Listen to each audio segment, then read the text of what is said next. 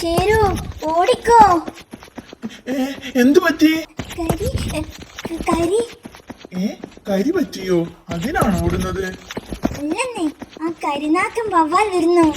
അയ്യോ, ഇതുവഴിയാ വരുന്നത്. ഭാഗ്യത്തിന് ആ ദ്രോഹി എന്നെ കണ്ടില്ല. കണ്ടാൽ അവൻ എന്തെങ്കിലും വയ്യാവേലി വിളിച്ചു പറയും. പറഞ്ഞതൊക്കെ നടക്കുകയും ചെയ്യും.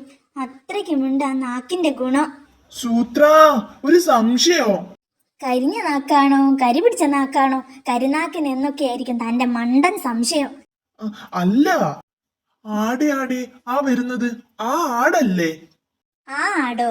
ഏതാട്? അയ്യോ, അത് അവൻ തന്നെ, അജഗജനാട്. വായിൽ കൊള്ളാത്ത വർത്താനം പറയുന്നവൻ. എന്റെ കാട്ടുമുത്തപ്പ, ചെകുത്താൻ കടലിന് നടുവിൽ പെട്ടതുപോലായി.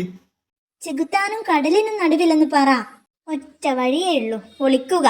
ദാഹം മൂലം കാഹളം ഊതുന്ന ഈ ദേഹത്തിന് ദാഹജലം വഹിച്ചു തരാൻ മോഹമാർക്കുണ്ട്. ഹലോ, ഇപ്പൊ പറഞ്ഞത് മനസ്സിലായില്ല, ഒന്നുകൂടി പറയാമോ?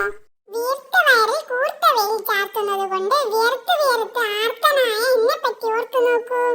റിത്ത റിത്ത റിത്ത, മരച്ചിൽ ഒടിഞ്ഞു വീഴുന്നത് പോലത്തെ ശബ്ദം.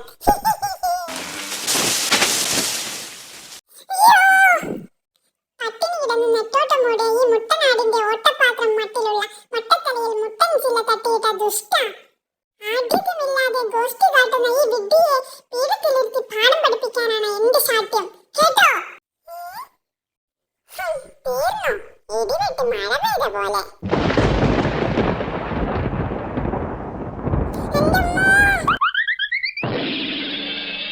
ഇടിവെട്ട് കരിനാക്കിന് തന്നെ കൊണ്ടു. ഓടിക്കോ, മഴ തുടങ്ങി.